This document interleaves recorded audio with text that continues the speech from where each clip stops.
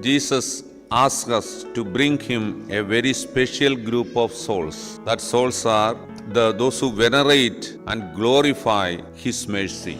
Jesus told to Saint Faustina in her diary, "These souls shine with a special brightness in my heart. They will not experience terror at the hour of death. I will defend them as my own glory. They are the ones who have walked through the darkness but still proclaim that God is always good for them." Jesus is telling today that bring those souls who specially venerate and glorify my mercy.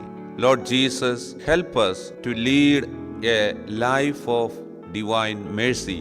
Lord Jesus, help us to propagate this devotion to many who are near to us, who are dear to us, so that we will have a place in his heart too. Amen.